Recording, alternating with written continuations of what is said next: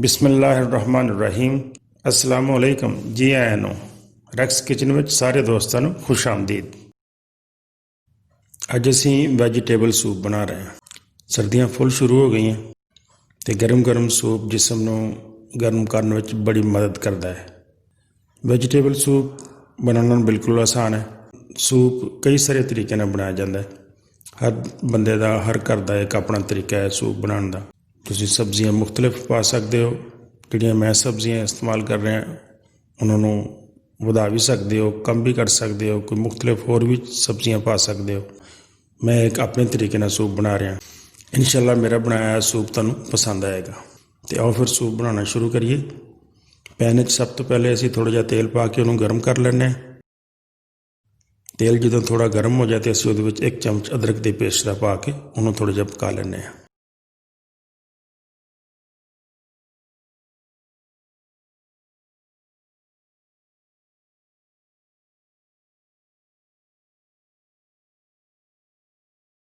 ਇਸ ਤੋਂ ਬਾਅਦ ਅਸੀਂ ਥੋੜ੍ਹਾ ਜਿਹਾ ਹਰਾ ਪਿਆਜ਼ ਲੈ ਕੇ ਉਹਦਾ ਸਫੈਦ ਹਿੱਸਾ ਕੱਟ ਕੇ ਬਾਰੀਕ ਉਹ ਪਾ ਰਹੇ ਹਾਂ।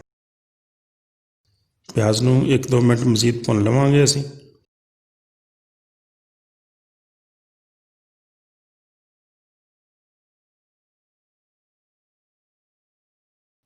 ਅਤੇ ਹੁਣ ਅਸੀਂ ਬਿਲਕੁਲ ਬਾਰੀਕ ਕੱਟ ਕੇ ਇਸ ਤਰ੍ਹਾਂ ਗਾਜਰਾਂ ਸ਼ਾਮਿਲ ਕਰਦੇ ਹਾਂ ਅਤੇ ਨਾਲ ਥੋੜ੍ਹੇ ਜਿਹੇ ਮਟਰਾਂ ਦੇ ਦਾਣੇ ਸ਼ਾਮਿਲ ਕਰ ਲੈਂਦੇ ਹਾਂ।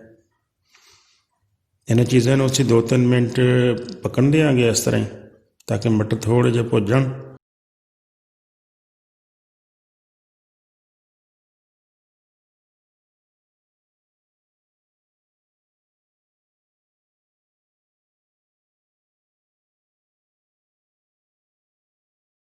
ਅਤੇ ਉਸ ਤੋਂ ਬਾਅਦ 1 ਚਮਚ ਨਮਕ ਪਾ ਲੈਂਦੇ ਹਾਂ।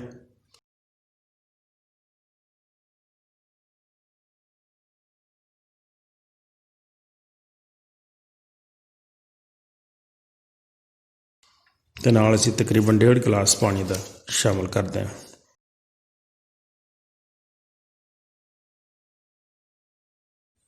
ਪਾਣੀ ਪਾ ਕੇ ਅਤੇ 1-2 ਮਿੰਟ ਇਸ ਤਰ੍ਹਾਂ ਹੀ ਬੋਇਲ ਹੋਣ ਦਿੰਦੇ ਹਾਂ।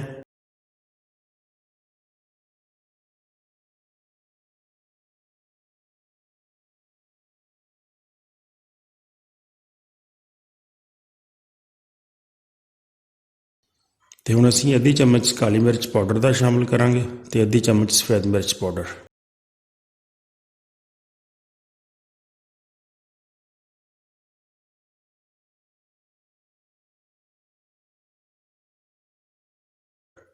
ਅਤੇ ਨਾਲ ਥੋੜ੍ਹਾ ਜਿਹਾ 1-ਅੱਧਾ ਚਮਚ ਸਿਰਕੇ ਦਾ ਪਾ ਲੈਂਦੇ ਹਾਂ। ਸਿਰਕਾ ਨਾ ਹੋਵੇ ਤਾਂ ਤੁਸੀਂ ਲੈਮਨ ਜੂਸ ਵੀ ਇਸਤੇਮਾਲ ਕਰ ਸਕਦੇ ਹੋ, ਤਾਂ ਕਿ ਹਲਕੀ ਜਿਹੀ ਖਟਾਸ ਅੱਛੀ ਲੱਗਦੀ ਹੈ। ਅੱਛੀ ਤਰ੍ਹਾਂ ਹਿਲਾ ਕੇ ਢੱਕਣ ਦੇ ਕੇ ਹੁਣ ਅਸੀਂ ਇਹਨੂੰ ਤਕਰੀਬਨ 5-7 ਮਿੰਟ ਇਸੇ ਤਰ੍ਹਾਂ ਹੀ ਪਕਾਵਾਂਗੇ, ਤਾਂ ਕਿ ਸਾਡੀਆਂ ਗਾਜਰਾਂ ਅਤੇ ਮਟਰ ਵਗੈਰਾ ਅੱਛੀ ਤਰ੍ਹਾਂ ਗਲ ਜਾਣ।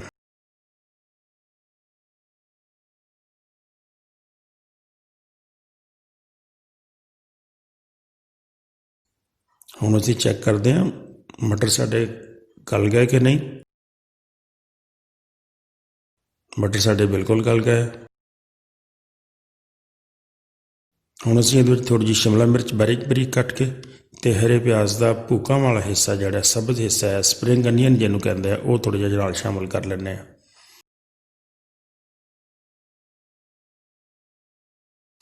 ਇਹਨੂੰ ਹਿਲਾ ਕੇ 1-2 ਮਿੰਟ ਢੱਕਣ ਦੇ ਕੇ ਅਤੇ ਮਜ਼ੀਦ ਪਕਾ ਲਓ।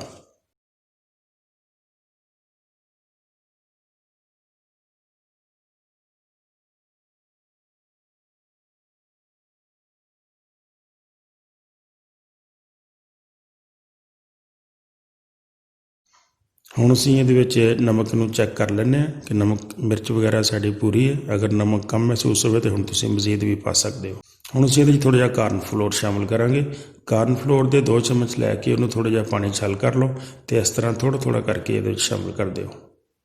ਨਾਲ ਹਿਲਾਈ ਜਾਓ ਅਤੇ ਨਾਲੇ ਥੋੜ੍ਹਾ ਕਾਰਨ ਫਲੋਰ ਪਾਈ ਜਾਓ। ਸੂਪ ਨੂੰ ਅਸੀਂ ਬਹੁਤ ਜ਼ਿਆਦਾ ਗਾੜਾ ਨਹੀਂ ਹੋਣ ਦੇਣਾ, ਬਸ ਦਰਮਿਆਨਾ ਜਿਹਾ ਹੀ ਰੱਖਣਾ ਹੈ। ਵੈਸੇ ਅਗਰ ਤੁਸੀਂ ਗਾੜਾ ਸੂਪ ਪਸੰਦ ਕਰਦੇ ਹੋ ਤਾਂ ਤੁਸੀਂ ਕਾਰਨ ਫਲੋਰ ਥੋੜ੍ਹਾ ਜਿਹਾ ਜ਼ਿਆਦਾ ਪਾ ਲਓ।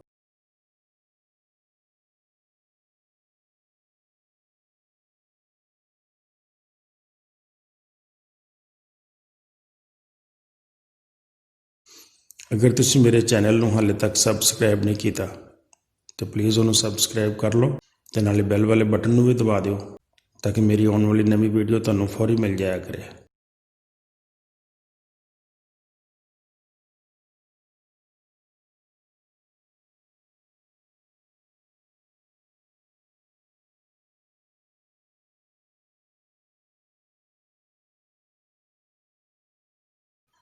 हुण असीं एक अंडा लैने, उन्होंने अच्छी तरह फैंट लैने। असीं अंडे 'च थोड़ा जिहा पानी भी शामिल करांगे ताकि थोड़ा जिहा मजीद पतला हो जाए तो अंडे नूं सूप विच पाना आसान हो जाए।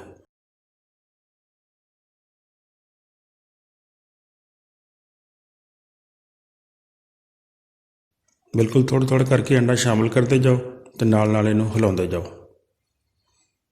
अंडा बिल्कुल थोड़ा थोड़ा पाना है तो नाल हिलाना ज़रूरी है, वरना एक ही जगह तो अंडा सारा इकट्ठा हो जाएगा।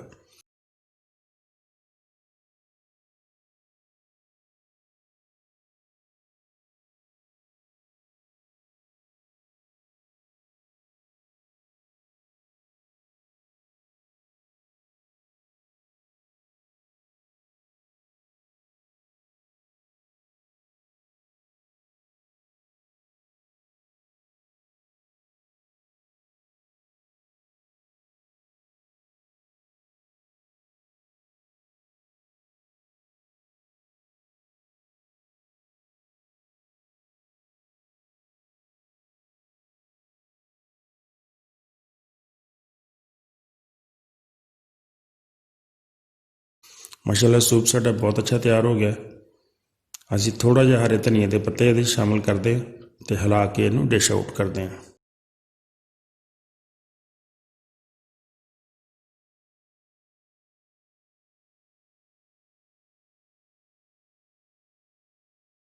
डिश आउट करके इहनूं सर्व करो गरम गरम तो मौज करो।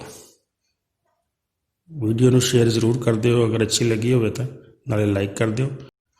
बहुत शुक्रिया। अस्सलाम वालेकुम।